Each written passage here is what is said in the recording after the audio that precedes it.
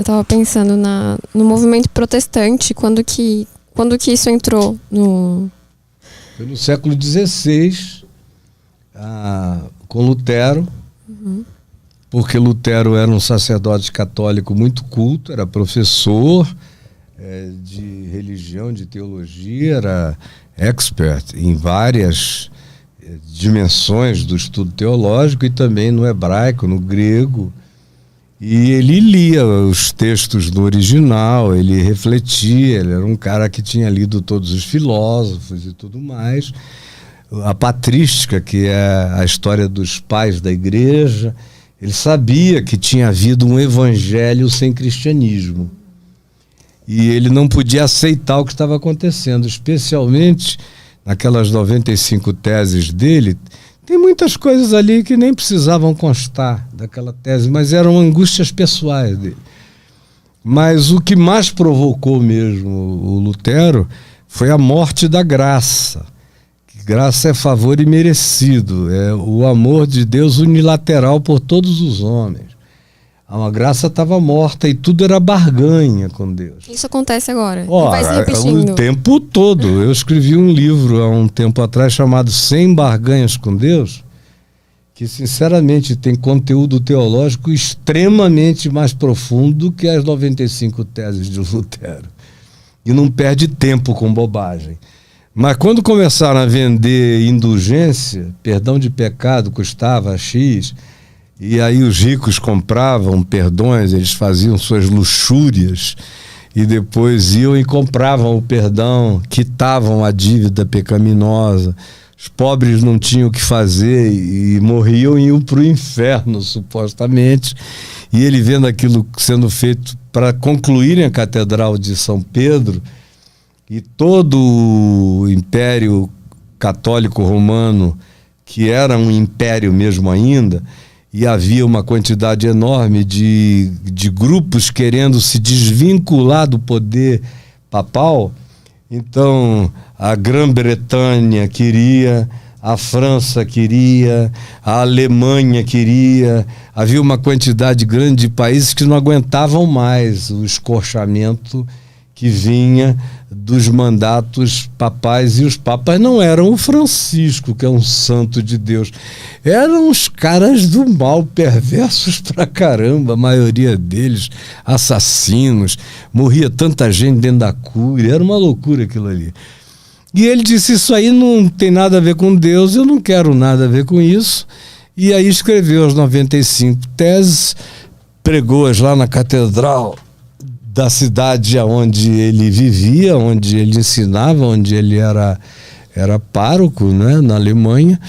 E aí ele teve apoio político, porque aqueles principados franceses, germânicos e da Grã-Bretanha, diversos grupos, viram naquilo uma grande oportunidade para romperem aquele bloco monolítico do poder papal. E aí ele viu que a única maneira de ajudar os cristãos da época seria se eles conseguissem aprender a ler e se ele traduzisse a Bíblia, o Novo Testamento, para as línguas dos povos. Então ele traduziu não do latim, da Vulgata Latina, que era o que o Vaticano usava, para as línguas originais. Ele traduziu do grego, que foi o texto escrito originalmente dos evangelhos, para as línguas mater, né, de cada povo. Ele fez para o alemão e do alemão foi embora. Isso coincidiu com o Steve Jobs daquela época, com Gutenberg, com a imprensa, com o iPad dos caras, que agora em livro a Bíblia podia ficar na mão de todo mundo. E aí começaram a ler e a revolução aconteceu. Quiseram matá-lo, mas ele foi protegido por poderes políticos, e aí começaram essas cisões. No fundo, foi a reforma protestante que acabou salvando a Igreja Católica, porque a provocação do protestantismo, que acabou indo para a Inglaterra, que foi cobrindo vários setores e tomou conta da Suíça, aonde veio João Calvino, o John Knox e vários outros reformadores, provocaram tanto a Igreja Católica que ela criou a Contra-Reforma. E a Contra-Reforma os fez pensar em como é que eles podiam combater a reforma. E para combater a reforma, só fazendo dieta de tanta coisa, de tanta bagulhada. Então, a própria reforma emagreceu a Igreja Católica e fez a Igreja Católica menos repugnante, como ela era naquele tempo medieval, no século XVI. Nasceu dali, foi se expandindo. Houve muito interesse político na reforma protestante também. Sempre há interesses políticos em toda manifestação religiosa que cresça. Tem sempre alguém querendo se apoderar daquilo, como Constantino lá atrás o fez. Agora, outra vez, como no Brasil, nesses dias, a gente está assistindo um fenômeno idêntico. É uma grande confusão isso. Eu fico escutando essas histórias e eu concluo que o melhor não era cada um sentir isso dentro de si. Era melhor. E não tentar fazer nada, não agir a partir disso. Não congregacionalizar esse poder. Porque o que o rei enxerga é o poder adensado na quantidade de gente, que é o que ele quer.